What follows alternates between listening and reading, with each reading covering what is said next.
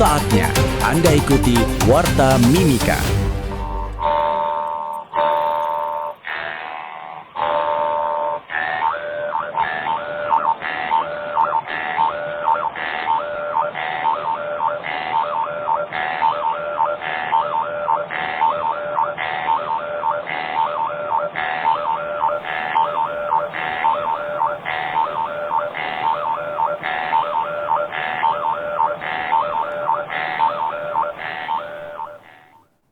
Pukul 14.30 waktu Indonesia Timur, Radio Publik Mimika dengan Warta Mimika Siang, edisi siar hari Rabu 22 Juli 2026. Selengkapnya bersama saya, Murni Simatupang.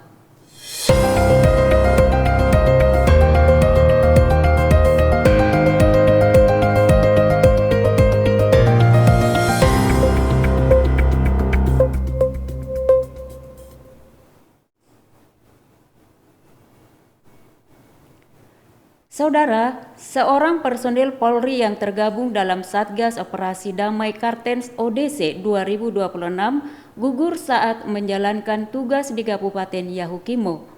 Saat ini aparat gabungan masih melakukan penyelidikan dan pengejaran terhadap pelaku. Berikut laporan Tora Immanuel.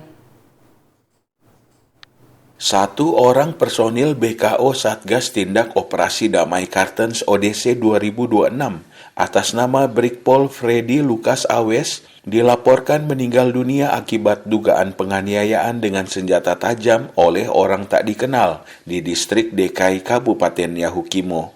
Wakil Kepala Satgas Humas ODC, AKBP Andri Alam mengatakan, korban ditemukan pada Senin malam pergantian hari 21 Juli 2026 dalam kondisi telah meninggal dunia dengan sejumlah luka akibat senjata tajam. Jenazah korban sempat dievakuasi ke RSUD DKI untuk pemeriksaan medis, kemudian diterbangkan ke Kota Jayapura dan disemayamkan di rumah duka. Andri Alam menjelaskan, tim gabungan dari Satgas ODC bersama Polres Yahukimo dan BKO Brimob Yon B Polda Papua telah mengamankan lokasi kejadian, melakukan olah TKP, mengumpulkan barang bukti, memeriksa saksi, serta mengejar pelaku. Andri mengungkapkan duka mendalam atas peristiwa ini. Kami dari Satgas Operasi Damai Kartens, kami berduka cita, berbelasungkawa atas gugurnya salah satu personil terbaik Satgas Operasi Damai Kartens dalam melaksanakan tugas di wilayah Papua. Kita sama-sama mendoakan almarhum bisa diterima di sisinya dan mendapatkan tempat yang terbaik di sisi Tuhan Yang Maha Esa. Pada hari Senin kemarin, ini tepatnya pada tanggal 20 Juli 2026, sekitar pukul 11.30 malam. Jadi sudah mau pergantian hari, Satgas Operasi Damai Kartens mendapatkan informasi pada pukul 00.17, di mana informasinya terjadi pembunuhan. Setelah itu Satgas Operasi Damai Kartens bersama dengan Polres Yahukimo dan juga Batalion B Brimob yang melaksanakan kegiatan respon cepat ke TKP. Di TKP kami melakukan serangkaian olah TKP, mengumpulkan barang bukti, mengumpulkan saksi, dan mengumpulkan keterangan-keterangan terkait dengan kejadian tersebut. Dalam hal ini Satgas Operasi Damai Kartens akan terus melakukan penyelidikan mendalam dan juga melakukan pengejaran kepada orang-orang yang kita akan mintakan pertanggungjawaban. Identitas korban adalah atas nama Brigpol Freddy Lukas Awes, di mana beliau saat itu sedang melaksanakan tugas, terjadi insiden tersebut.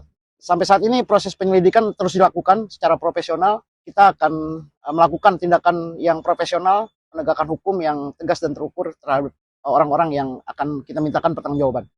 Sementara itu, Kepala Operasi Damai Kartens ODC 2026 Irjen Polisi Faisal Ramadhani menyampaikan duka cita atas gugurnya Brigpol Freddy Lukas Awes. Ia menegaskan proses penyelidikan akan dilakukan secara profesional untuk mengungkap pelaku dan motif di balik peristiwa ini, sekaligus menjaga situasi keamanan di Yahukimo tetap kondusif. Masyarakat dihimbau tetap tenang, tidak mudah terprovokasi informasi yang belum terverifikasi, serta mendukung aparat dengan memberikan informasi yang dapat membantu proses penyelidikan. Tora Immanuel melaporkan, Emeneme Yaware Bersatu Bersaudara Membangun. Berita selanjutnya, Wakil Bupati Mimika Immanuel Kemong mengatakan pemerintah Kabupaten Mimika akan menjalin kerjasama dengan Universitas Papua Unipa Manokwari dalam berbagai bidang lini kehidupan masyarakat. Berikut laporan Indriani Pariuri. Pemerintah Kabupaten Mimika menjalin kerjasama dengan Universitas Papua atau Unipa Manokwari melalui penandatanganan nota kesepakatan untuk mendukung berbagai program pembangunan daerah. Wakil Bupati Mimika Immanuel Kemong belum lama ini mengatakan kerjasama tersebut mencakup bidang pendidikan, kesehatan, pemberdayaan ekonomi, kajian ilmiah, hingga pendampingan masyarakat hukum adat. Menurutnya, nota kesepakatan yang telah ditandatangani masih bersifat umum dan akan ditindaklanjuti dengan penyusunan program kerja yang lebih rinci. Dalam waktu dekat, Pemkab Mimika dan Unipa akan memulai program terkait masyarakat hukum adat. Selain itu, Unipa juga akan menyiapkan konsep sekolah rakyat atau sekolah sepanjang hari yang direncanakan di distrik Kokonau. Wabu menambahkan kerjasama antara Pemkab Mimika dan Unipa telah berlangsung cukup lama, termasuk dalam penyusunan kajian akademik daerah otonomi baru serta berbagai kebijakan strategi daerah. Masyarakat hukum adat itu yang sedang dikerjakan. Nanti dalam waktu dekat mereka akan datang presentasikan. Yang lain nanti kita lihat skop ruang kerjasamanya seperti apa. Ya, jadi itu sebetulnya kerjasama ini sudah lama dilakukan oleh Unipa dengan dengan Pemda Mimika, seperti berkaitan dengan DOB. DOB ini kan tentang kemudian Kota Madia itu sudah dibuat, kajian-kajian secara akademik kan sudah disampaikan di Bapeda waktu lalu. Nah, itu juga bagian dari kerjasama ini juga, seperti itu. Jadi cakupan secara nanti rincian tentang pendidikan seperti apa, memang sudah ada rincian tuh berkaitan dengan sekolah rakyat, sekolah sepanjang hari. Ada sekolah sepanjang hari di Kokonau. Ini juga bagian dari kerjasama Unipa, mereka akan memberikan konsep sekolah sepanjang hari seperti apa. Kemudian lebih banyak kepada kajian-kajian akademik. Lalu nanti secara teknis keterlibatan lain dengan Unipa nanti kita akan bicara lagi di dalam penjabaran selanjutnya lagi dari MOU ini. Wabu berharap sinergi antara pemerintah daerah dan perguruan tinggi terus diperkuat agar setiap program pembangunan memiliki dasar kajian yang ilmiah, tepat sasaran, dan mampu menjawab kebutuhan masyarakat di Kabupaten Mimika. Indriani Paruri melaporkan, Emeneme Yaware Bersatu Bersaudara Membangun.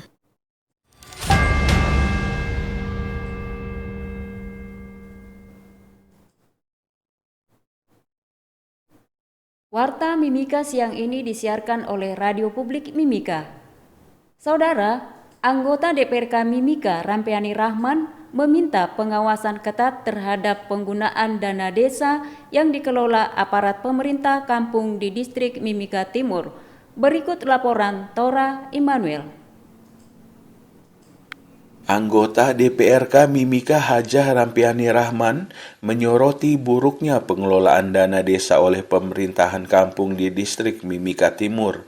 Berdasarkan aspirasi masyarakat dan tokoh kampung dalam kegiatan resesnya, masih ditemukan dugaan penyalahgunaan dana desa untuk kepentingan pribadi. Bahkan ada oknum kepala kampung yang disebut mengambil pinjaman uang dengan bunga yang tinggi. Dana desa seolah-olah merupakan dana pribadi untuk keluarga dan bukan untuk masyarakat.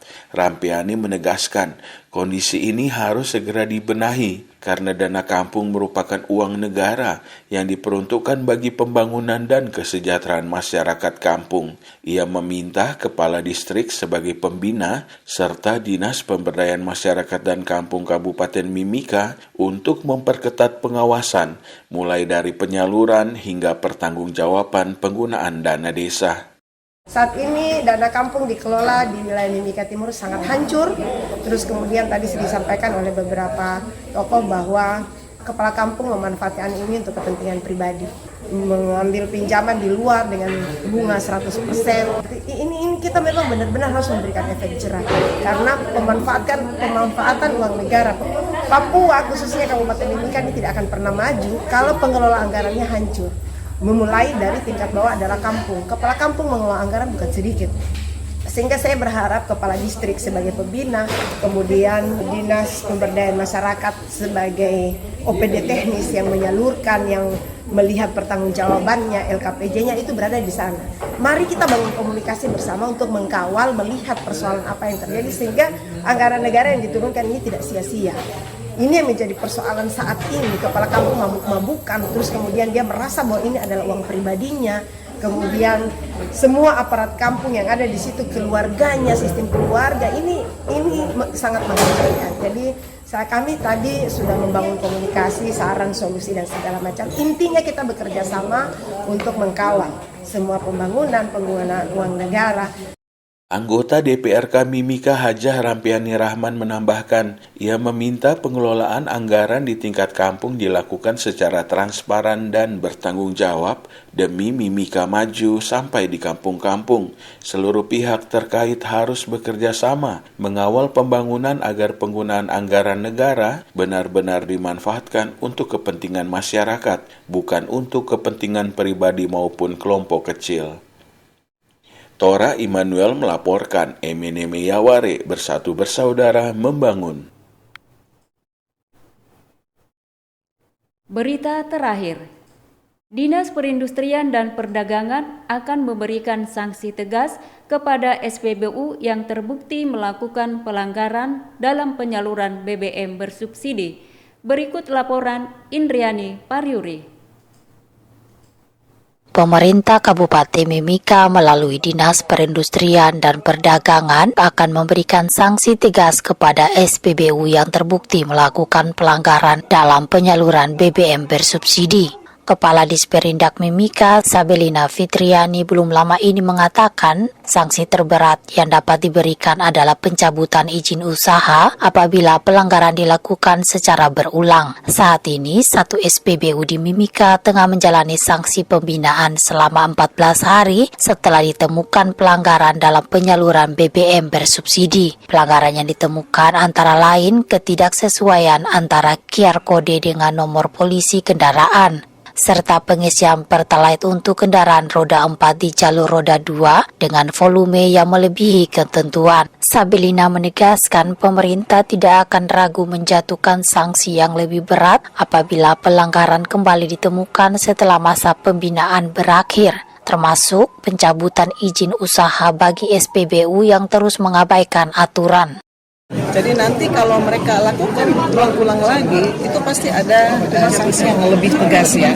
Bisa saja terjadi pencabutan izin daripada SPBU sendiri ya. Karena ini kan kita lihat sudah berulang-ulang ya. Kita juga akan komunikasi hari ini, makanya kita akan rapat dengan SPBU untuk menertibkan operator. Jadi operator yang ketahuan dia melayani melayani pembelian jerigen, melayani mobil dengan atau kendaraan dengan tangki modifikasi atau tidak sesuai dengan barcode harus dipecat.